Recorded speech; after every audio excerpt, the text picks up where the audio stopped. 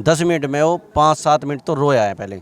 वो रोते रोते उसमें बोल नहीं निकला एक बार भी कि मैं कुछ बोल पाऊँ फ़ोन पे या मैं कुछ कह पाऊँ। सिर्फ उसने ये बोला कि भाई मैं निर्दोष हूँ, मुझे बचा लो। तो मेरा ये बड़ा भाई है अंकित, और एक राकेश, और एक राहुल और एक रविंदर, ये चारों के चारों उठाए गए हैं और इन चारों के ऊपर मुकदमा दर्ज किया गया है कि भाई इन्होंने उनकी हत्या की है। बिल्कुल मस्जिद के साइड में अपनी जिम है, फ्लेक्स फिटनेस के नाम से अपनी जिम है। तो हम जानना चाहते हैं प्रशासन के कि हमारे जो भाई उठे हैं उनके खिलाफ क्या सबूत है, वो सबूत तो दिखाए हमें। पहले तो मेरी चारों भाई जो पकड़े हैं वो बिल्कुल निर्दोष है। मैं आज भी अपने भाई से आज मिलाई थी, मैं मिल के आया हूँ उससे। 10 मिनट होती है बात करने के लिए। किससे? अंकित से मिल के आया हूँ, क्योंकि अंकित की ऐसी राशि है, उसको आज मिलने का और शुक्रवार को मिल सकते हैं। 2 दिन, हफ्ते में 2 दिन मिल सकते हैं। और जो 3 भाई थे मेरे, उसके लिए सोमवार की थी, कल की थी यानी कि। तो वो पहले कल मिल के आए तीनों से, और मैं आज मिल के आया हूँ। 10 मिनट होती है सिर्फ फ़ोन में बात। 10 मिनट में वो 5-7 मिनट तो रोया है पहले। वो रोते रोते उसमें बोल नहीं निकला एक बार भी कि मैं कुछ बोल पाऊँ फ़ोन पे या मैं कुछ कह पाऊँ। सिर्फ उसने ये बोला कि भाई मैं निर्दोष हूँ, मुझे बचा लो। अगर मैंने कुछ किया हो तो मैं सज़ा काटूँ, अगर मैं निर्दोष हूँ तो मैं सज़ा क्यों काट पाऊँगा, मैं क्यों काटूँ। मैं ये तो चलता रहेगा, प्रशासन चलता रहेगा, कार्रवाई कर रहे हैं। वो कार्रवाई करेंगे नहीं, बच्चा सज़ा काटता रहेगा, उसको तो सज़ा ही काटेगा बेफिक्री। उसका मुनाफा उसको क्या मिलेगा।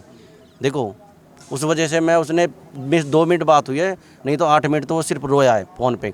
उसने बोला कि मेरे को ये बताओ, मुझे भाई मुझे बचा ले, मैं बिल्कुल फंस चुका हूँ, मैं क्या करूँ, मुझे कुछ दिख नहीं रहा, मैं वहाँ जाके नहीं कोई पहचान नहीं, किसी को जानता। वो क्या करें कि चारों फंसे हुए बिल्कुल।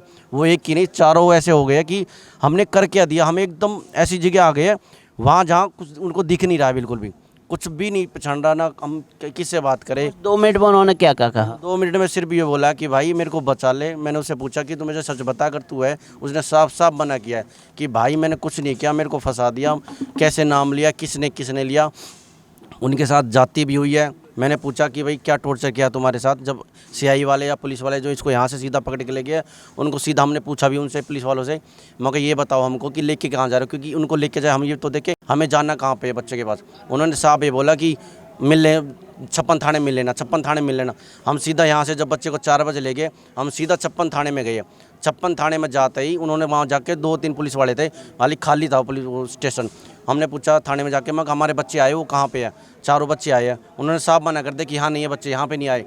उसके बाद हम भी जो भी और सदर थाना पड़ता है अपन ये सुभाष चौक पे, हम सदर थाने में गए, वहाँ भी मना कर दे कि यहाँ भी नहीं आए बच्चे।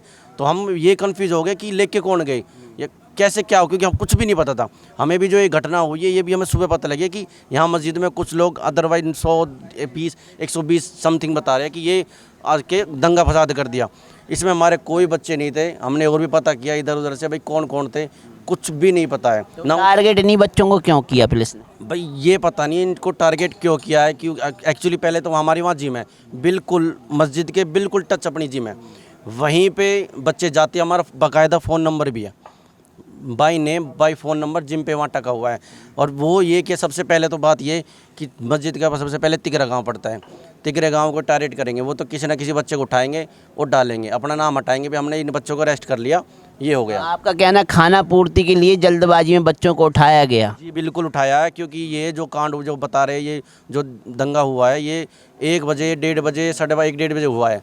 कि इतना ऐसे क्या इनको पता लगा कि हम ये 3 बजे 4 बजे बच्चे को उठाने आ गए। उसमें 100 बच्चे हैं, 100 बच्चे में एकदम ये बच्चे कैसे उठ सकते हैं। अब ये अगर ये तिगरा पास है, अगर ये कहाँ इन्होंने किया भी है तो तिगरा में इनको पता था। अगर ये हम जा रहे हैं, अब कल को पुलिस को तो प्रशासन को तो पता लगे कि मर्डर हुआ वहाँ पे, कोई झगड़ा या कोई वैसा हाथ चप्पा तो हुआ नहीं है, तो वो आके यहीं तो आएंगे तिगरा में। उनको ये तो होना चाहिए अगर हम यहाँ सो रहे तो हम यहाँ से उठेंगे। ऐसी बात तो नहीं है कि घर किसी को पता नहीं है या कुछ नहीं है, तिगरा में आएंगे तो पकड़े जाएंगे। तो वो कहीं और भी जा सकते थे, वो घर ही क्यों आए, घर आके सोए क्यों, वो कहीं और भी जा सकते, क्योंकि उन्होंने कुछ किया ही नहीं, तभी तो आराम से वो घर सो रहे हैं। और वो सीधा उनको बच्चे को उठाया ज़बरदस्ती। हमने रोका भी है कि हम बता दो, कुछ नहीं बताया। हमें भी अगले दिन पता लगा है कि वो बच्चे 31 सीआई में हैं। तो आप सरकार और प्रशासन से क्या मांग करें? भाई हम ये मांग करते हैं आपके चैनल के द्वारा कि हमें हमारे बच्चे सरकार से कि हमारे बच्चे को छोड़ा जाए।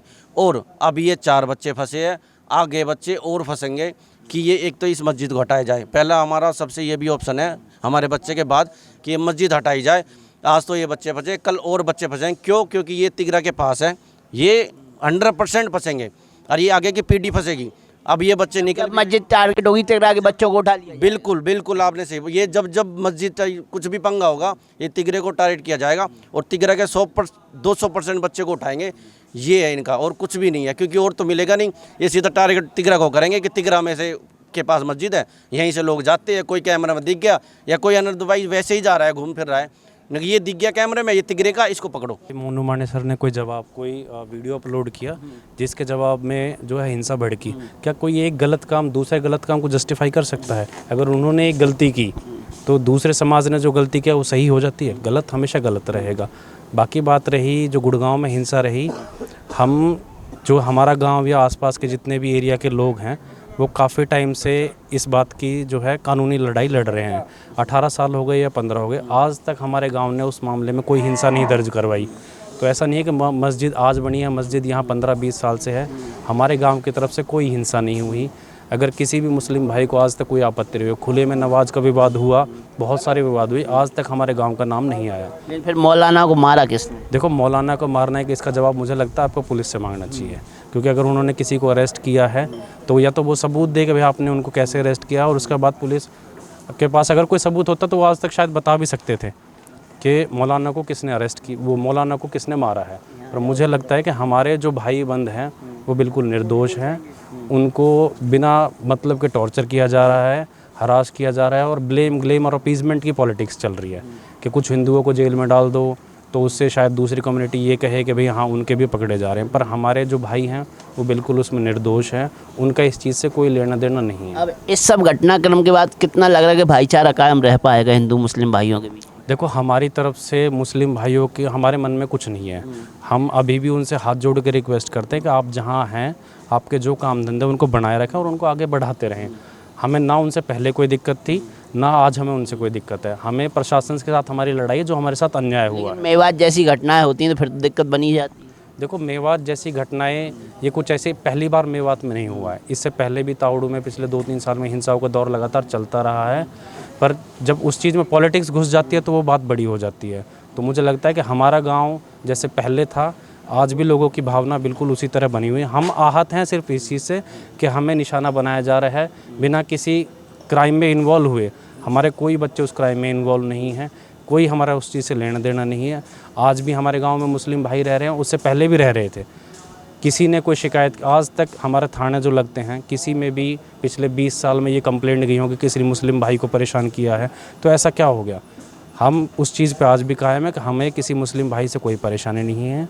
बस हमें परेशान ना किया जाए, हमें जो है राजनीति का मुद्दा ना बनाया जाए। तो आपको लग रहा है राजनीतिक लोग और प्रशासन आपके समाज को या आपके समाज के बच्चों को परेशान कर रहे हैं? देखो, हम प्रशासन को कहना चाहेंगे, राजनीति तो होती चलती रहती है हर मुद्दे पर हम प्रशासन की तरफ से बड़े दुख के साथ हमें ये कहना पड़ रहा है कि हमें जो है, हम लॉ अबाइडिंग सिटीज़न हैं पर हमें उनका साथ नहीं मिल रहा जैसा हमें उम्मीद थी कि हमें मिलेगा। जी, हमें तो अभी तक भी मतलब यही नहीं पता था। जब हम उठे थे, दोनों के दोनों भाई उठा लिए थे सोते हुए, हम उसके बाद हमने पूछा भी था कि भाई ऐसा क्या किया है हमने, हमें ये तो बताओ। बोल रहे थे गाली दे देकर कि थाने चलो तभी बताएंगे हम। उसके बाद जी जो और भी हमारे भाई है वो हमारे मतलब रिलेशन में तो चाचा लगते हैं, तीनों के तीनों जो और है। एक तो मेरा ही बड़ा भाई है अंकित, और एक राकेश, और एक राहुल और एक रविंदर। ये चारों के चारों उठाए गए हैं और इन चारों के ऊपर मुकदमा दर्ज किया गया है कि भाई इन्होंने उनकी हत्या की है। हमने प्रशासन से अपील की है कि भाई जो अगर इन्होंने अगर कुछ भी क्राइम किया है तो उसका कुछ प्रूफ तो होगा।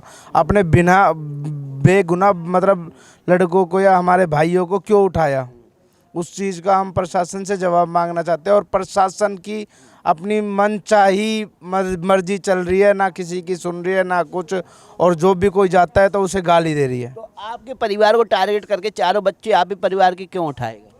अब जी ये तो पता नहीं है प्रशासन की कोई राजनीति है या फिर किसी राजनीति आदमी का कोई षड्यंत्र है हमारे खिलाफ, या जो अपने भाई उठे और भी उनके खिलाफ। ये तो अब हमें नहीं पता अभी तक, या तो भगवान जाने या फिर जिन्होंने राजनीति षड्यंत्र किया या फिर वो जाने। मौका वारदात पे आपके भाई मौजूद थे? जी नहीं। कहाँ थे उस वक्त? उस वक्त जी वो तो अपने ड्यूटी पे से आए थे। अपने हमारा गाय भैंस अपने रखते हैं, अपने ड्यूटी डाटी करते हैं।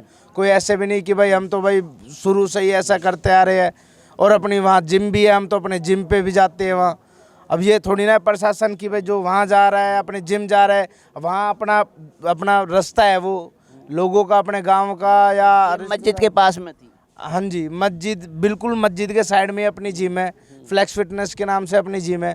वहाँ भी हम अपनी जिम करते हैं और अपने वहाँ अपने पेट्रोल पंप पे पेट्रोल गिरवाने भी जाते हैं, फिर उसमें अपने बूम प्लाजा में भी जाते हैं। हमें बहुत काम होते हैं, अपना रास्ता है वो आने जाने के थोड़ी ना। ये तो नहीं रही कि जिम पास में, मस्जिद के पास में जिम है तो नाम जल्दी से चयनित हो गए, नंबर भी मिल गए, नाम भी मिल गए, अपराधी भी वहीं ऑन द स्पॉट। वही तो हम जानना चाहते हैं प्रशासन के कि हमारे जो भाई उठे हैं उनके खिलाफ क्या सबूत है, वो सबूत तो दिखाए हमें, क्या प्रूफ है। कुछ भी नहीं है, ये तो सिर्फ अपनी एक तानाशाही दिखा रहे हैं कि भाई मन चाह जो करना है इन्हें वो करे जा रहे हैं, जो भी हाथ लग रहा है उसे अंदर किए जा रहे हैं कि ये हम वही तो जानना चाह रहे हैं कि इसकी सरकार से या प्रशासन के भी हमारी सिर्फ यही अपील है कि उसकी तस्दीक की जाए।